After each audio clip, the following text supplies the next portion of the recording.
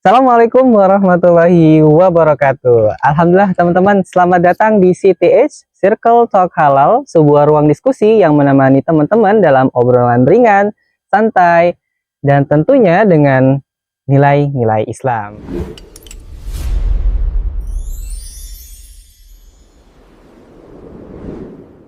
Alhamdulillah teman-teman, ini adalah episode perdana dari CTH. Semoga menjadi awal langkah keberkahan dan juga memberikan banyak manfaat bagi orang-orang, terkhususnya generasi muda Islam. Alhamdulillah, di episode perdana ini kita akan membahas tema, yaitu kenapa sih kita ber-LDK? Kenapa kita ber-LDK? Sebuah pertanyaan yang mungkin dari teman-teman bertanya-tanya, apa itu LDK? Mengapa kita harus bergabung di dalamnya? Dan apa sih benefit, manfaat, untungan ketika kita sudah menjadi bagian dari LDK itu? Nah, untuk menjawab semua pertanyaan itu, kita telah datangkan narasumber hebat kita pada hari ini yang kita akan bahas, yaitu ada mantan Ketua Umum LDK Al-Izah UIN AMSA periode 2025-2026. Dan bersama beliau kita akan mengupas tuntas nih pengalaman terus serta perjalanan beliau ketika ber-LDK dan alasan mengapa beliau memilih LDK untuk bertumbuh, berproses seperti itu. Oke, tanpa berlama-lama lagi, without any further ado, kita langsung saja ke obrolan kita pada hari ini. Selamat datang di podcast CTH Circle Talk Halal. Ngobrol asyik tapi tetap syar'i dengan senjatanya anak muda, ilmu dan takwa.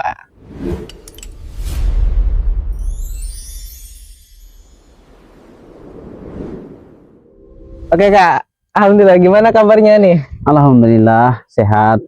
Nah, biasanya kan kalau di LDK kan kalau tanya kabar tuh gini, gimana kabarnya? Alhamdulillah, luar biasa, tetap semangat. Allahu Akbar.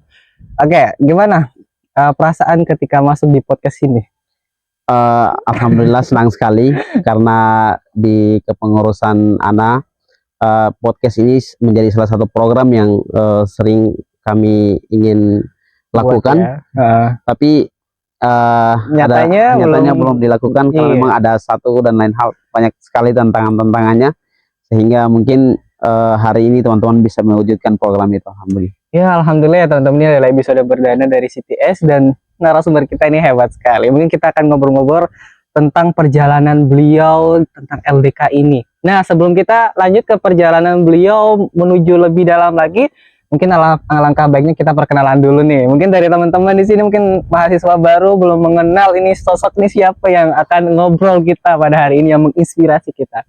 Oke Kak, mungkin Kakak perkenalkan dulu mungkin dari nama, terus jabatan, terus prodinya dari mana dan seterusnya. Boleh Kak dikenalkan?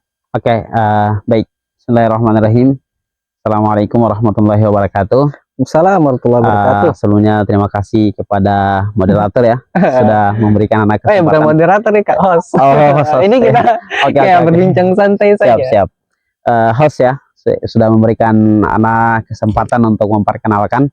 Mungkin tadi di awal sudah disebutkan Ana sebagai mantan ketua LDK ya. Oke, perkenalkan, nama lengkap Ana Abdul Rashid Samos. Teman-teman boleh panggilnya Rashid, boleh Samos, boleh juga digabung duanya. Ramos juga boleh. Ya, Kak Rashid, Kak Samos. Ya, boleh. Atau Kak Mantum boleh. Kak Mantum juga boleh. Kemudian Ana alhamdulillah diamanahkan sebagai ketua LDK di periode 2024-2025 dan sekarang sudah menjadi mantan ketua. Masya Allah. Kalau sekarang ini gimana nih jabatannya? Sekarang naik level ya. Naik level menjadi ketua MPO. Masya Allah. Masih terus membersamai teman-teman di LDK. Anak juga asal dari jurusan MBS. MBS itu manajemen bisnis syariah. Tepatnya di Fakultas Ekonomi dan Bisnis Islam. By the way teman-teman, kalau masih belum tahu, kita ini sama jurusan Kak. Saya juga sama-sama. Saya juga MBS, manajemen bisnis syariahnya adalah kakak tingkat saya seperti itu. Oke Kak, mungkin bisa diceritakan secara singkat nih, apa itu LDK sebenarnya? Apa itu LDK? Oke, siap saja. ketika ditanya tentang LDK, ya, apa itu LDK? Menurut Ana, LDK itu bukan hanya organisasi UKM pada umumnya ataupun organisasi-organisasi lain, ya. Tapi menurut Ana LDK itu adalah satu rumah untuk bertumbuh, ya, rumah untuk berproses, saling mengingatkan kepada kebaikan, saling mengajak, saling menguatkan ketika lelah, ya, ketika lagi down semangatnya. Terus yang paling terpenting itu adalah terus berada di lingkungan-lingkungan kebaikan dan terus memperbaiki diri, begitu. Belajar memperbaiki diri. Tuh. Iya, Masya Allah. Jadi kayak LDK ini ya teman-teman bukan hanya sebagai untuk proses sebagai organisasi biasa, tapi ini juga untuk proses berkembang menjadi mahasiswa yang lebih baik lagi. Oke Kak, kan biasanya tuh kalau katong masuk di LDK nih, ya. Nah, pasti ada namanya first story atau cerita pertama nih. Cerita pertama mengapa kakak ini memilih LDK untuk berkembang di situ, berproses di situ. Coba diceritakan nih first story-nya seperti apa? Oke, awal pertama kali masuk di kampus ya, pertama kali anak menjadi maba, mahasiswa baru waktu itu, banyak sekali ya di angkatan mabanya anak itu ada banyak organisasi yang memang merekrut ya, kegiatan-kegiatan pengkaderan ya. Terus mereka memberikan kayak sosialisasi, terus mengajak, ada juga senior kakak-kakak anak sering ajak anak juga. Tapi mengapa nih memilih LDK? Nah itu dia, ada satu alasan yang kenapa membuat anak sampai memilih LDK. Memang banyak sekali waktu itu pilihan anak untuk bergabung di semua organisasi. Banyak ya organisasi di sini Kak, kayak ada kami, terus ada HMI, banyak kan? Iya, ada PMI. Kalau itu ekstra kampus ya. Kalau internal ada Racana, ada Mahipala, ada Menwa ya. Salah satunya adalah LDK juga. Dan satu alasan yang membuat anak kenapa bergabung di LDK, LDK itu berbeda dengan organisasi lain teman-teman. Ketika momentum kegiatan pas pada saat waktu sholat, mereka semuanya break untuk sholat begitu, mengutamakan sholat. Setelah itu baru lanjut dengan kegiatan. Dari situlah anak merasa bahwa memang lingkungan itu sangat penting sekali untuk membentuk kepribadian ketong, dan salah satu pilihan anak adalah LDK. Ya, Masya Allah. Jadi kayak udah dari yang kayak mengenal ya, mengenal kayak pilih-pilih, banyak yang ditawarin masuk organisasi ini mana. Waktu itu ya banyak sekali, pokoknya banyak sekali yang kasih ini kan brosur. Kalau cerita saya sih sama Kak, kita kan kalau beta nih banyak nih dari beberapa organisasi yang tawar kan. Nah salah satu yang saya juga terikat dengan LDK ini karena tentang sholatnya yang dijaga seperti itu. Jadi kayak beta lihat orang anak-anak LDK, pasti kalau di jam sholat pasti sudah sholat. Ini sudah menunjukkan perilaku yang sebagai muslim yang baik, seperti teman-teman. Nah setelah kakak bergabung di LDK kan pasti sudah berproses lama ya. Nah ada nih, kalau bisa dibagikan ceritanya, apa perubahan atau pengalaman besar yang kakak rasakan setelah berproses di LDK sejauh ini? Pengalaman ya, pengalaman atau perubahan ya. Pengalaman anak waktu pertama kali masuk kampus itu ada dua pemikiran yang terbenak di pikiran saya, di hati saya, yaitu adalah menyelesaikan sarjana tepat waktu, dan juga menjadi orang yang sukses. Orang yang sukses maksudnya adalah punya banyak uang kan, punya banyak perusahaan atau banyak bisnis. Tapi ketika anak bergabung dengan LDK, baru belajar bahwa ternyata kesuksesan sejati itu bukan hanya tentang materi, ya. Bukan hanya tentang jabatan, betul. Bukan hanya tentang uang atau apapun yang kita miliki, tapi tentang seberapa baiknya kita dan bermanfaat bagi lingkungan sekitar atau teman-teman yang lain gitu.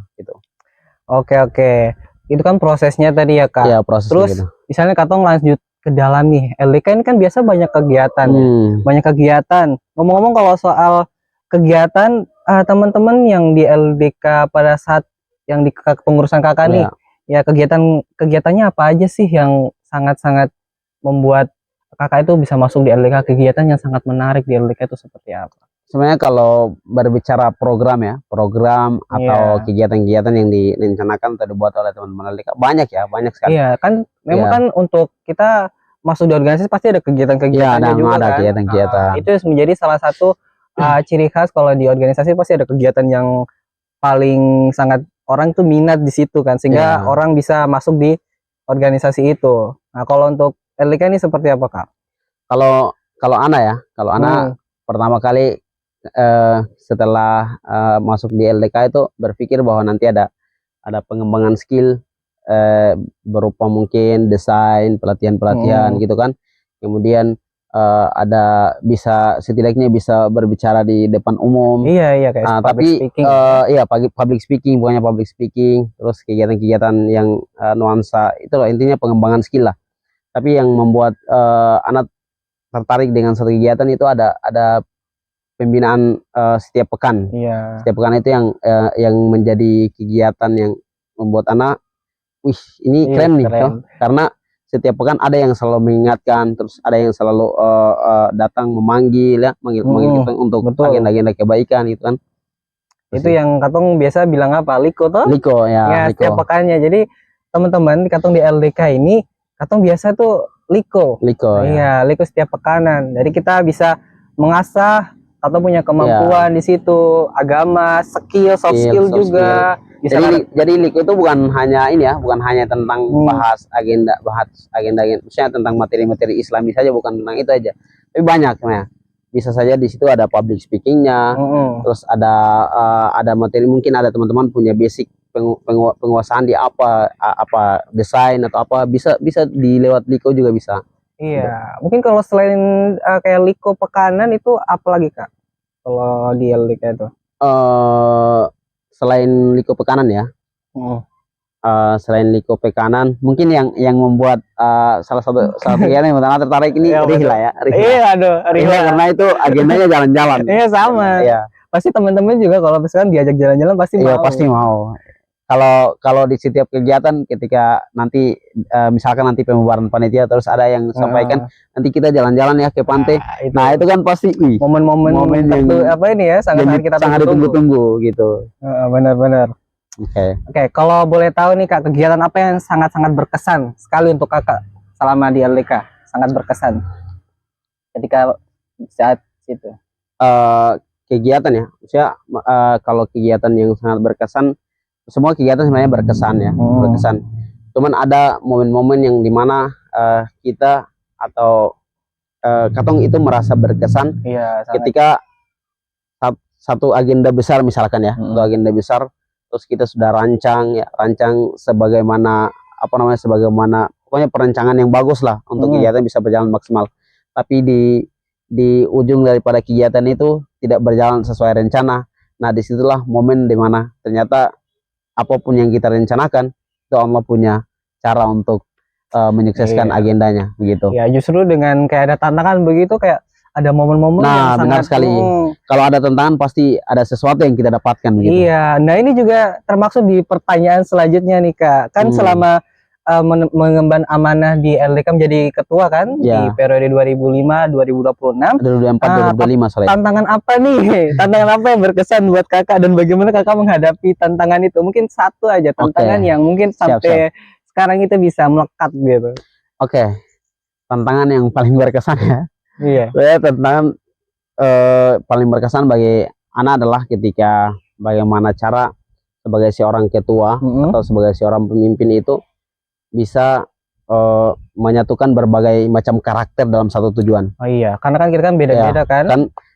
Kita di LDK bukan saya dari jurusan MBS ataupun wilayahnya bahasa Arab, semuanya dari berbagai jurusan dan dari berbagai wilayah yang ada di Maluku, dari SBT, dari Tual, dari mana lagi SBB, dari buruh dan lain sebagainya. Dan selain wilayah yang berbeda-beda, pemikiran juga berbeda, terus ada yang punya kesibukan yang berbeda-beda. Nah, disitulah tantangan bagi seorang ketua atau seorang pemimpin itu bisa menyatukan semua perbedaan itu menjadi satu tujuan yang bagus untuk menyukseskan agenda-agenda kebaikan yang sudah dirancang gitu. Kalau misalkan nih Kak, ada Kakak punya pengurusan nih BPH yang kayak merasa gimana ya, dia tidak semangat, gimana sih cara solusi untuk Kakak supaya bisa mengembalikan semangat mereka itu? Oke, solusinya ya. Solusinya. Terutama ketika salah satu solusi yang metode yang anak pakai adalah menggunakan kisah-kisah para sahabat atau para nabi itu sebagai contoh, sebagai motivasi ya, sebagai teladan untuk menguatkan mereka kembali di tengah apa namanya, semangat yang begitu down, atau di tengah mereka lagi lelah dengan kegiatan-kegiatan. Karena memang sejatinya kebaikan itu pasti ada tantangannya, apalagi dakwah kan. Bahkan di zaman Rasulullah saja tantangan para sahabat, para nabi itu luar biasa. Biasa sekali. Kita baru tantangannya sedikit aja kita udah mengeluh ya, udah rasa capek, terus rasa capek, rasa lelah. Tapi para sahabat, bayangkan kalau di zaman itu para sahabat dan para nabi tidak berjuang untuk kebaikan, untuk dakwah, untuk Islam, mungkin saat ini Ana dan Latif atau dan teman-teman LDK yang lain mungkin tidak merasakan suasana Islam, suasana silaturahmi, ukhuwah dan lain sebagainya, masih dalam suasana yang jahiliyah begitu. Iya, kan Kakak sebagai ketua LDK kan juga ingin mengarahkan, terus bertanggung jawab, sabar juga, kan? Sabar. Nah, itulah. Makanya menjadi seorang pemimpin tuh ada satu apa namanya? Satu kata dari salah satu apa namanya? Senior saya, beliau bilang begini. Menjadi seorang pemimpin atau menjadi seorang ketua itu diibaratkan seperti tempat sampah. Tempat sampah. Kenapa diibaratkan seperti tempat sampah? Karena pemimpin itu dia akan menerima semua apa namanya, perbedaan pendapat, terus cacian, makian, hinaan, pokoknya hal-hal yang berbau tidak enak. Ada yang suka, ada duka, pasti semuanya diterima kan, kayak tempat sampah gitu, tempat sampah. Dan sebagai seorang pemimpin yang sudah pasti harus sabar dan menyelesaikan semuanya dengan apa namanya, kepala dingin, berserah, menyerahkan semuanya kepada Allah Subhanahu wa taala ya gitu sih. Nah, ada lagi nih Kak, ada satu stigma yang mungkin sering teman-teman bicarakan nih, kan Katong kan LDK, lembaga dakwah kampus. Nah, itu ada dakwahnya sih itu Kak. Ada stigma di mana kalau Katong masuk di LDK, wah pasti Katong ini belajar agama saja. Iya kan? Belajar agama dan kayak biasa, wah alim nih. Nah, ada satu pertanyaan nih Kak, teman-teman yang sini ditanyakan, menurut Kakak, apakah ber-LDK itu hanya untuk orang-orang yang sudah paham agama saja, atau bagaimana mahasiswa yang ingin belajar, dia mungkin masih dari nol seperti itu?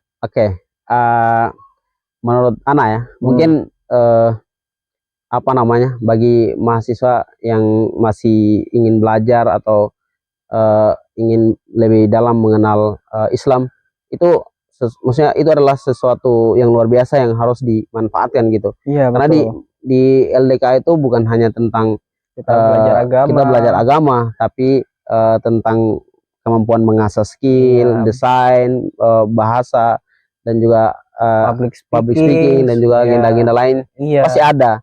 Dan apa namanya, ketika teman-teman bergabung di LDK, pasti teman-teman berpikir bahwa memang nanti kita akan ceramah, terus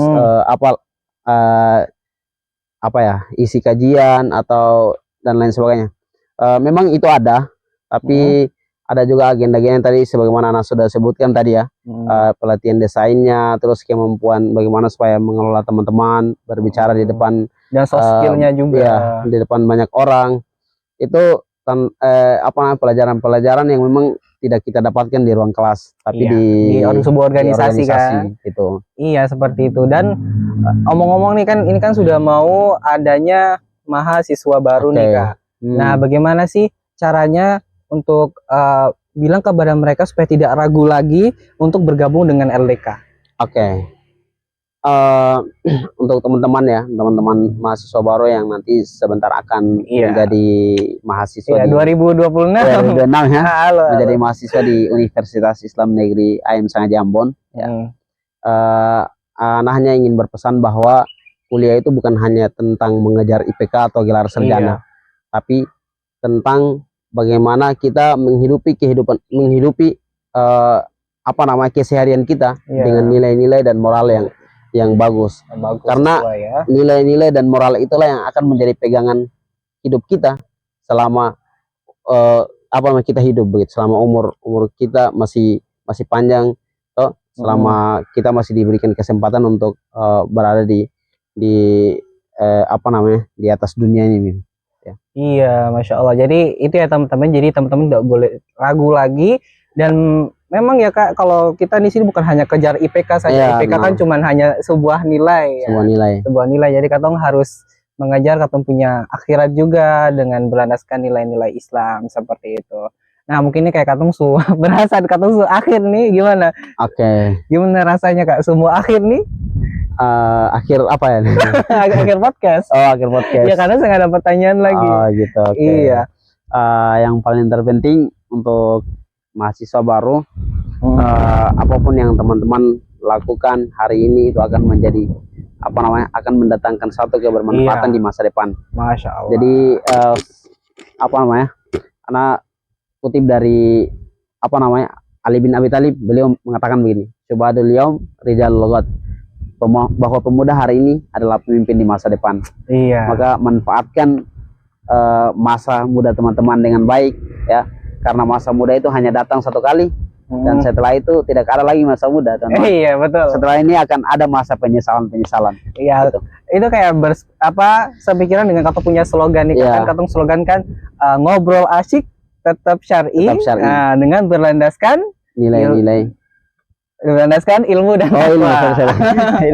Iya betul. Itu katong punya slogan. Jadi katong di sini kita apa namanya berbicara santai saja seperti ini ya Kak ya. Iya, Alhamdulillah tadi teman-teman sudah menyaksikan sendiri yaitu perjalanan beliau dan apa namanya proses beliau ketika masih di LDK dan sekarang sudah menjadi ketua MPO dan sekarang menjadi mantan ketua umum LDK Aliza periode 2025-2026. Alhamdulillah teman-teman. 2024-2025. Oh iya 2025 tadi. 2024-2025. Oh iya betul kan, kalau katong kan 2026-2027. Iya. Oke baik. Jadi teman-teman semoga ini menjadi manfaat bagi teman-teman dan semoga bagi calon penerima mahasiswa mahasiswa baru. Kepada calon mahasiswa baru mungkin tidak usah ragu lagi, mungkin bisa langsung saja join ke LDK sebagai untuk berproses. Oke teman-teman, mungkin ada satu kata lagi Kak yang ingin diucapkan. Oke, baik. Untuk teman-teman mahasiswa baru, ada satu pesan untuk teman-teman semua.